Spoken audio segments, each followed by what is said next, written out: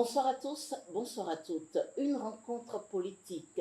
Patrice Talon et le parti d'opposition béninois, les démocrates, marquée par la bourde ou le piège historique de Éric Moulété, ça dépend du sens contextualisé de votre analyse.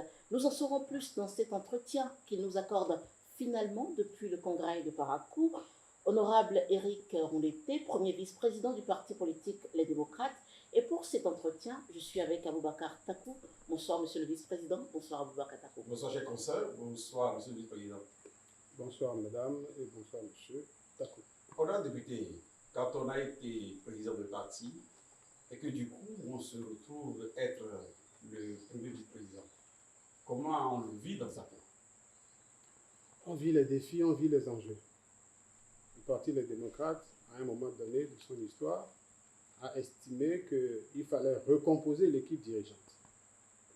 Nous sommes une équipe, nous sommes une team qui a des objectifs, qui a des enjeux. Et les enjeux du moment, les objectifs de demain, les défis imposent que nous redéfinissions la carte organisationnelle du parti. C'est ce que nous avons fait. Je me sens totalement à l'aise. Alors, après votre rencontre avec M. Patrice Talon, une séquence diffusée dans laquelle vous faites une requête plutôt malaisante et qui fait polémique. Qu'est-ce qui vous a inspiré à faire une telle proposition au mépris même des principes démocratiques et ce, à la face du monde? Est-ce que vous êtes sûr que c'est votre opinion ou vous répétez ce qu'on vous a, diffusé? Jusque-là, vous qualifiez ma proposition de malaisante. Quand on apprécie. C'est pas très sympathique. Okay. C'est pas très sympathique parce que ça veut dire que vous avez été victime de la propagande gouvernementale qui avait pour objectif, disons, de ridiculiser les démocrates, de montrer qu'ils ne sont pas des républicains, de montrer qu'ils sont des manipulateurs, etc. Je pense qu'il est important de situer le contexte. D'abord, à partir des récrimination du chef de l'État. Il estime qu'il y a manipulation et ce qui me plaît, c'est de montrer que ce n'est pas la première fois que le président de la République lui-même donne des indications dans ce sens. Vous allez vous souvenir qu'aux premières élections de son ère, de son régime, nous nous sommes retrouvés en situation où il n'y avait que ces deux partis politiques privés qui pouvaient aller aux élections. Il a convoqué les partis politiques à la présidence dans les mêmes conditions et la conclusion a été que, alors que les dossiers avaient déjà été déposés à la Sénat, que seuls ces deux partis politiques étaient en passe d'être retenus, il a demandé qu'on aille se retrouver au Parlement pour faire des propositions afin que tous les partis participent aux élections.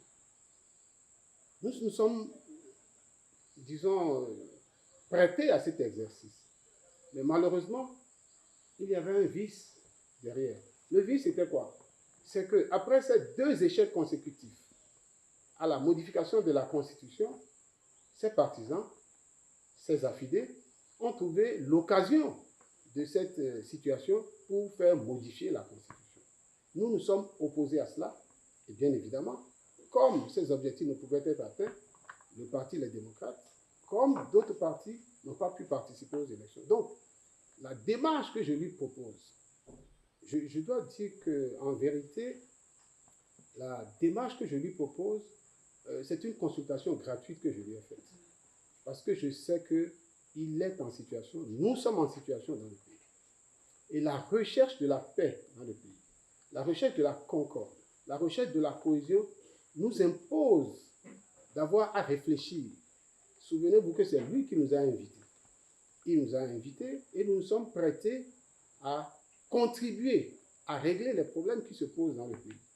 Il y a un risque évident, il y a une menace évidente sur la paix dans le pays. Vous avez un grand parti de l'opposition qui souhaite participer aux élections, mais qui n'est dans aucun des organes, ni à la Cour constitutionnelle, ni à la Sénat. Mais nous ne voulons pas bousculer les institutions. Contrairement à ce qu'il dit, nous n'avons jamais demandé de modifier la Constitution. Alors que lui, a tenté de le faire par 2 fois, avec échec, a fini par le faire après avoir vidé les gens de l'Assemblée nationale, nuitamment, dans les conditions que vous savez, nous ne nous sommes pas prêtés à ce jeu.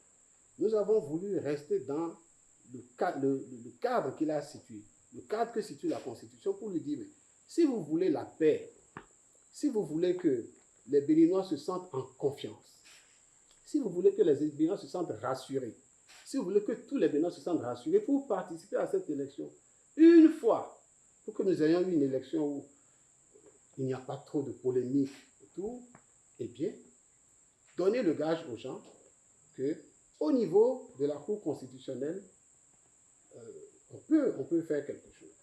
Je dois dire que, en attendant, avant de vous donner des exemples, et j'en ai à foison, sur ce que le président appelle manipulation des institutions, il est important que je rappelle un certain nombre d'autres choses, de faits.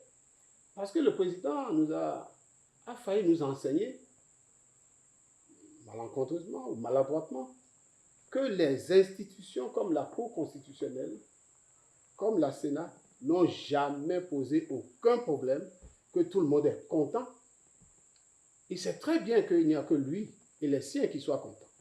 Qui soient contents d'avoir confisqué les institutions, qui soient contents d'avoir ces institutions et de les utiliser à leur solde exclusive. Finalement, c'est vous, basant sur l'existant, que vous demandez une solution politico-institutionnelle. Bien évidemment, les faits sont légion. Vous vous souvenez parfaitement de... comment vous appelez ça? Vous vous souvenez du certificat de conformité? Qui a fait ça? C'est pas moi, non? Ce sont les institutions. Oui, c'est le président qui l'a mis en place à la Cour constitutionnelle, qui, à la veille des élections législatives, s'est trouvé le génie d'organiser l'exclusion de tous les partis politiques pour n'accorder le privilège, la place qu'à ces partis politiques privés. Oui, honorable député, vous ne manquez pas d'arguments pour étayer votre posture. Mais ce qui me paraît curieux, lorsque le chef de l'État a répliqué à votre requête, vous l'avez plus bien dit, sans qu'on pouvait lire des étudiants en face de leur professeur qui ne cherchaient pas le contenu. Vous n'avez pas motivé, en fait, votre demande? Premièrement, je suis un enfant bien éduqué. Et je pense que face au président de la République, en face d'un autre ancien président de la République, il y a une certaine posture qu'il faut avoir. Même si le Dieu d'Abraham sait que la déloyauté, le manque de loyauté qui a caractérisé cet entretien, c'est que le président de la République, que nous a fait filmer, s'est mis dans une posture de professeur, alors que lui savait qu'il était filmé et nous ne savions pas que nous étions filmés. Mais quand cela non, nous n'étions pas informés. Mais quand cela ne tienne, nous ne cachons rien. Ce que nous avons dit dans la salle, nous aurions pu le dire publiquement. Et si nous avions les caméras en face de nous, vous imaginez que la réaction aurait été autre, parce qu'on ne se serait pas laissé faire. Là, mais nous sommes bien éduqués. Vous vous sentez piégé? Oui, mais ce n'est pas important. Okay. C'est un piège, ce n'est pas important. Ça permet de révéler avec qui nous avons affaire. Et donc, il faut retenir que les institutions dont il parle, il faut le marteler. Ce n'est pas moi qui ai parlé de faute mineure. Ce n'est pas moi qui ai parlé de faute mineure. C'est bien dans cette même Sénat que nous avons parlé de faute mineure. Ce n'est pas moi qui, à la veille des élections communales, suis allé à l'Assemblée nationale pour modifier les règles, alors que les maires devraient être élus pour décider que désormais, parce que avec l'avènement des FCBE, les mairies pouvaient être challengées par les FCBE dans certaines communes, et que ça ne plaît pas au chef de l'État d'avoir à céder ces communes à la FCBE à ce moment-là, de modifier la loi pour décider que désormais les maires sont nommés. C'est ça la brutalité, disons, institutionnelle qu'il dénonce. C'est ça, j'allais dire, pour utiliser son mot, c'est ça la manipulation des institutions. Nous n'avons pas fait ça. Nous avons dit, nous l'avons fait, comme je disais, je lui ai fait une consultation gratuite. Parce que, et je lui consultation à sa mesure. C'est-à-dire que voilà ce qu'il sait faire. Ce que sait faire le président de la République, c'est ça. Ce n'est pas moi, madame, qui ai demandé à un président de la Cour constitutionnelle de démissionner pour se faire président d'un parti dont il n'est pas membre et se mettre en chemin vers la présidence de l'Assemblée nationale. Dieu merci, les démocrates sont passés par là et puis ce projet a été abîmé. Ce n'est pas moi qui ai fait ça. Ce n'est pas moi qui ai fait démissionner Abou Soulé du conseil électoral pour en faire le directeur général des élections. Mais on n'a jamais eu des preuves flagrantes de manipulation institutionnelle. Mais c'est justement ça. Et qui me fait comprendre la posture du chef de l'État lorsque la proposition lui a été faite. Lui savait qu'il était filmé. Peut-être que si la proposition lui avait été faite derrière une case, peut-être que ça l'aurait intéressé. Finalement, parce que ça lui ressemble. C'est sa posture. Ce n'est pas moi qui ai fait ça. Ce n'est pas moi qui ai enlevé Mme Cécile Aoumenou de la HAC pour en faire députée. Vous auriez voulu qu'il assume sa responsabilité. Laissez-moi vous montrer que je lui ai taillé la proposition à sa mesure.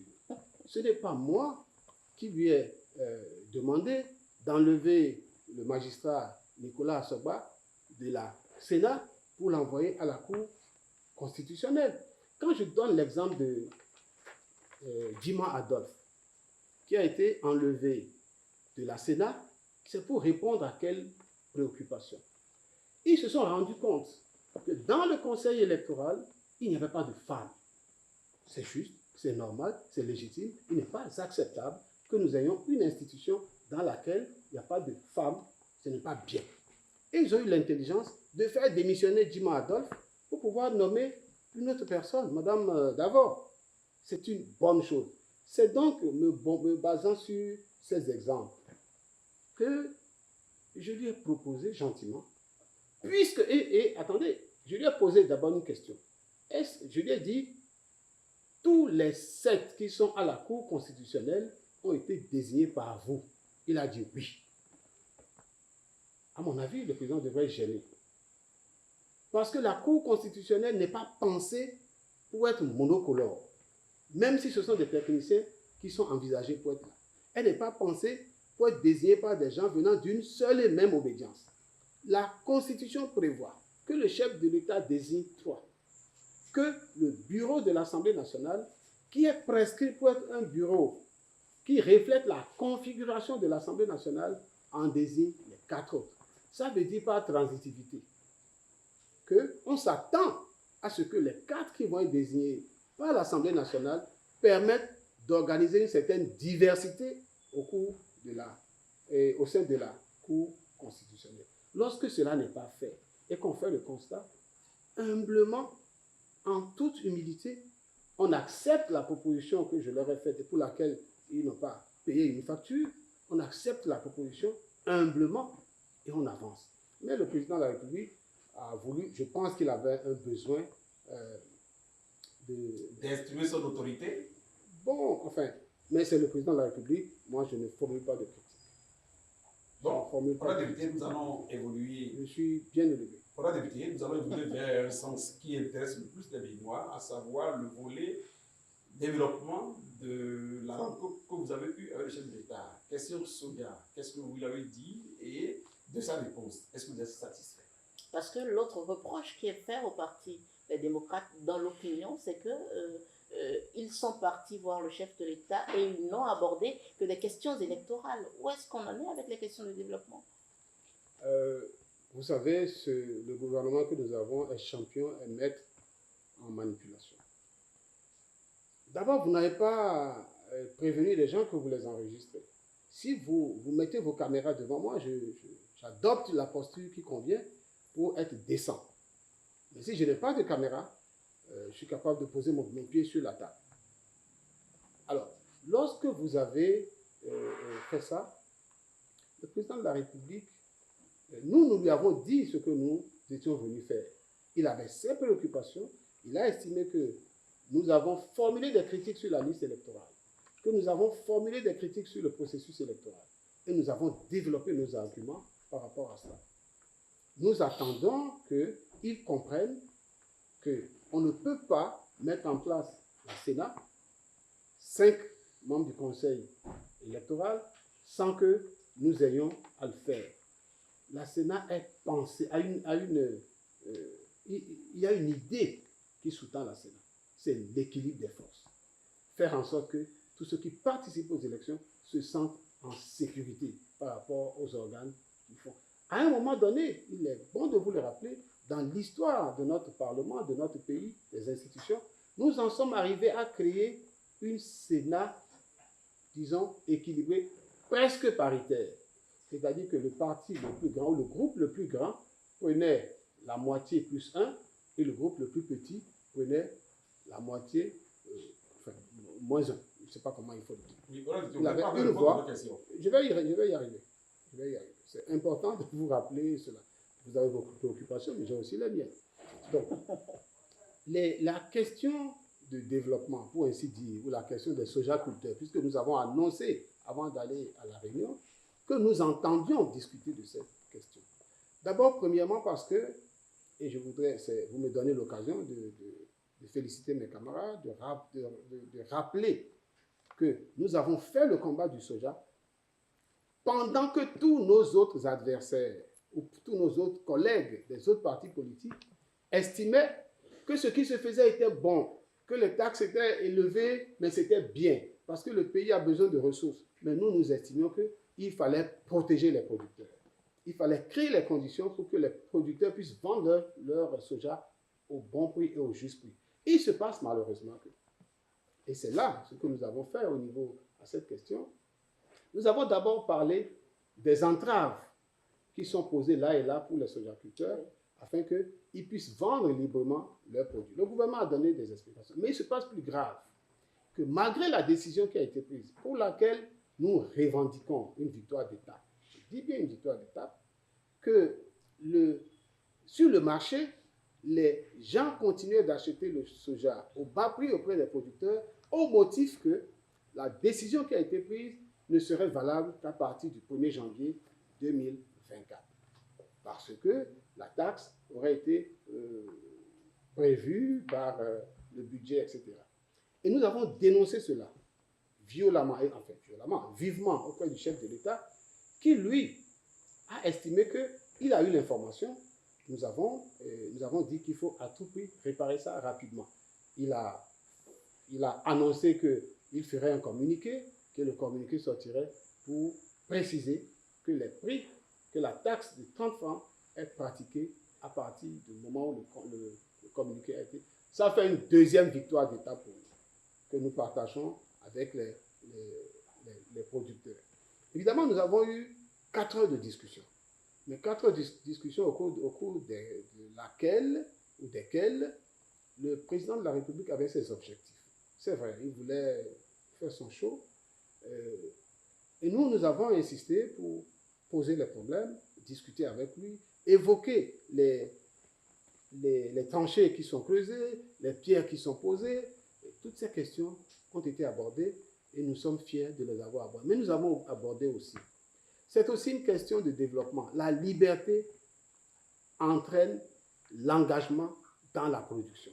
Si vous n'avez pas la liberté d'entreprendre, si vous n'avez pas la liberté de circuler, si vous n'avez pas la liberté démocratique et tout, vous ne pouvez pas produire, vous ne pouvez pas être rentable. Et donc nous avons posé la question de tous ces jeunes et de toutes ces personnalités qui sont dans les prisons aujourd'hui. Chacun de vous connaît les réponses que le chef de l'État a données. Et nous, là aussi, nous estimons que nous avons encore une victoire d'État. Oui, les jeunes pourraient être... oui. Vous parlez de victoire depuis, mais pour le cas des prisonniers, en l'occurrence avec Yamandougou, le chef de l'État a été un peu plus clair qu'il n'entend pas la gracier. Ça fait 1000 jours que votre camarade est en détention. Qu'est-ce que le parti, les démocrates, comptent faire pour donner des chances de libération à Mme Yamandougou et à Joël Aïboy comme ça? Non, pas qu'est-ce que le parti compte faire. Que fait le parti? Vous savez ce que fait le parti. Si le président n'a pas accepté la grâce présidentielle, nous n'avons pas demandé une grâce. L'amnistie va servir à quoi? Non. Oui. Nous n'avons pas demandé une grâce présidentielle. Ok. Nous lui avons demandé de s'associer au projet d'amnistie et de favoriser le vote de la loi Il a dit non. d'amnistie. Mais lui a dit qu'il ne veut pas Gracier. donner la grâce. Qu'il C'est vrai que ça s'associera met pas. en difficulté le projet d'amnistie, mais à vaincre sans péril. Triomphe sans gloire. Triomphe sans gloire. Nous devons continuer le combat. Moi, j'ai une question pour vous. Nous devons continuer le combat. Finalement, est-ce que ce n'est pas encore une énième rencontre avec pas tellement de résultats, lorsque vous avez rappelé au cours de votre conférence de presse que lorsque vous étiez chef de file et que vous êtes allé le voir, il a pris les mêmes gages, mais que rien n'a évolué véritablement. Oui, nous devons, quand on est en vie, il faut espérer, quand on combat, on ne combat pas pour échouer, on combat pour réussir. Lorsque je suis allé le voir, ça n'a pas été filmé. En tout cas, ça n'a pas été diffusé. Je ne sais pas si ça a été filmé, mais ça n'a pas été, aucune image n'a été diffusée. C'est moi qui ai fait le compte rendu. Aujourd'hui, c'est lui-même qui a fait la déclaration, donc il est davantage engagé. Nous allons compter les jours pour voir comment les jeunes gens qui sont en prison, combien d'entre eux sortent, à quel rythme, à quel moment, etc. Et puisque nous en parlons, et puisque vous en parlez, je pense que cela devrait être un accélérateur, normalement, si le président veut avoir de la crédibilité aux yeux de ses citoyens, s'il veut rester un homme que les citoyens peuvent respecter, dont les citoyens peuvent respecter la parole, je pense qu'il a intérêt à faire vite. Honorable député, de la liste électorale dont vous souhaitez une révision ou un nettoyage, et pour ça, le chef d'État vous a donné un blanc-seing, il est d'accord. Vos collègues FCBE vous accusent de faire ce rêve-là. Qu'est-ce que vous en dites? Non, ce n'est pas un rêve. Encore une fois, le chef de l'État s'est engagé. Mais là, nous avons dit au chef de l'État que ce n'est pas une préoccupation exclusive des démocrates. Et d'ailleurs, lui-même a reconnu au cours des échanges qu'il y avait effectivement des anomalies dans le système, des gens qu'on retrouvait, dont le bureau de vote pouvait se retrouver à 50 ou 200 km de leur lieu d'habitation. C'est des phénomènes qui ont existé. Et donc, cette correction devrait se faire. En ce qui concerne nos camarades de FCBE, nous avons demandé que tous les partis se joignent à ce processus d'audit. S'ils viennent, je pense qu'ils seront les bienvenus.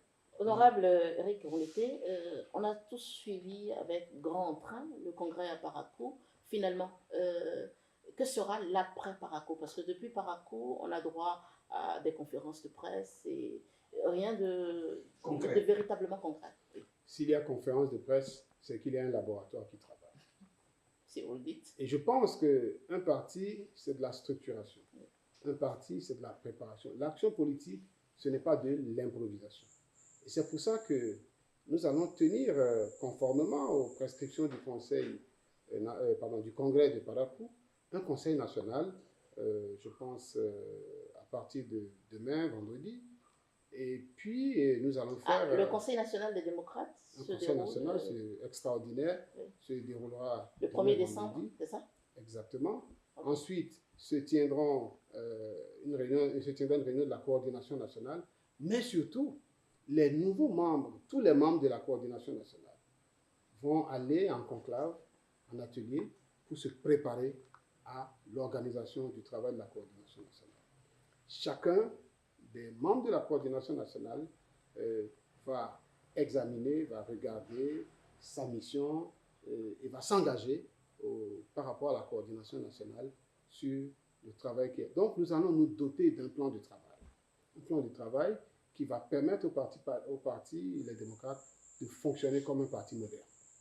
Est-ce que vous savez que le peuple béninois, en tout cas pour sa part, entre autres, a mis beaucoup d'espoir sur le Parti des démocrates? Et quand vous me parlez de travailler, je ne sais pas, je ne perçois pas encore de quoi le travail sera fait. Quelles sont les questions? Je vais appuyer un député pour dire qu'un parti qui va pour s'offrir le pouvoir en 2026 doit le faire de concert avec les autres membres de la famille. Vous avez invité, ou du moins vous avez souhaité que l'FCD vous reçoive autour d'une table pour une négociation. Quelque temps après qu'ils vous ont notifié leur accord de principe, vous avez décliné encore cette offre. Pourquoi? Nous avons des contraintes de calendrier, nous avons des contraintes de stratégie. Je vous ai dit que nous allons nous retrouver en conclave pour organiser le travail.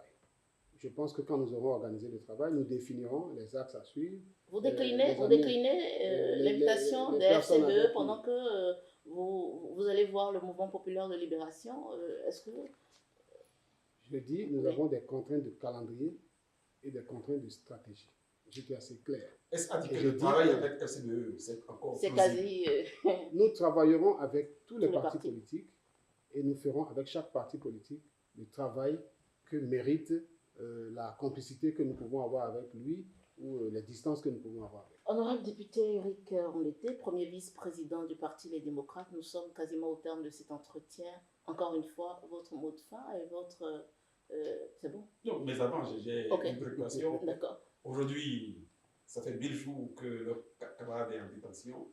Je voudrais connaître le mot que le vice-président du Parti des démocrates a à l'endroit de cette femme. Je pense qu'il peut faire les deux. Je tenais à En homme. développer ça. D'accord. Vous entendez? Oui, c'est bon. D'accord, parfait. D'abord, 1000 jours, c'est un symbole. 1000 jours, c'est beaucoup pour une femme qui a des enfants, qui a une famille, qui a une mère, qui a des difficultés de santé. Nous avons un pincement au cœur de savoir qu'elle est restée, elle a fait jusqu'à 1000 jours. Nous avons dit au cours de notre conférence de presse que nous ne baissons pas les bras. Une personne privée de liberté, c'est important pour nous en tant que militants. Quelqu'un qui a été désigné pour porter le flambeau du parti et qui a été arrêté avant même que les élections ne se déroulent, nous ne pouvons pas l'abandonner.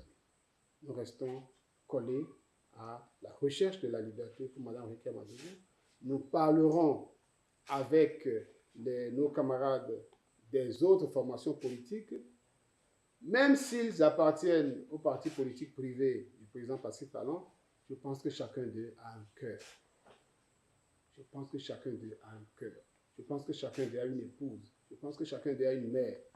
Et au regard de cela, j'espère qu'ils seront sensibles à notre demande. Car aujourd'hui, quand vous avez vu aujourd'hui, sachez que la route tourne.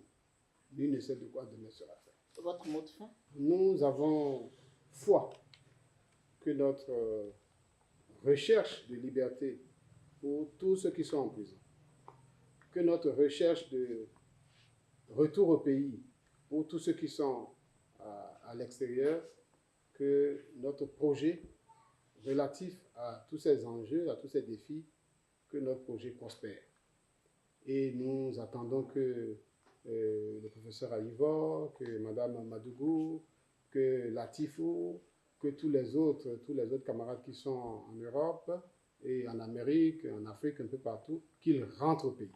Nous attendons que ceux qui sont en prison sortent de prison. Nous le voulons avec foi, avec détermination, nous le voulons avec tout notre cœur, parce que nous avons besoin d'eux pour construire ce pays.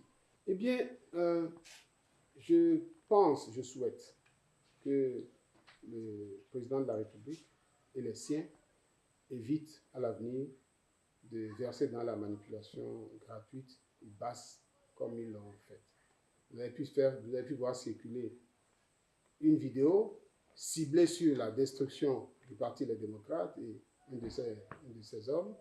Et puis vous avez vu un long play dans lequel vous n'avez plus les éléments de cet élément de destruction. Vous ne savez pas à quoi est-ce que cela participe. Ce n'est pas bien. La question, c'est, on va se demander demain, si le chef de l'État nous invite, faut-il aller à sa rencontre? Je souhaite et je demande au chef de l'État d'avoir à instruire les siens pour que ce genre de choses ne se répètent pas. Ça n'honore pas notre République, ça n'honore pas notre pays. Et aux citoyens qui se sont laissés manipuler par cette diffusion des citoyens Les comme moi. citoyens, vous avez pu tirer les Qu'est-ce que vous avez à dire pour les rassurer de ce que c'était contextualisé? Oui. Vous savez, il y a beaucoup de gens à qui on a laissé entendre que notre proposition était, vous avez pu le dire vous-même, malaisée ou malséante, etc. Nous assumons totalement la proposition.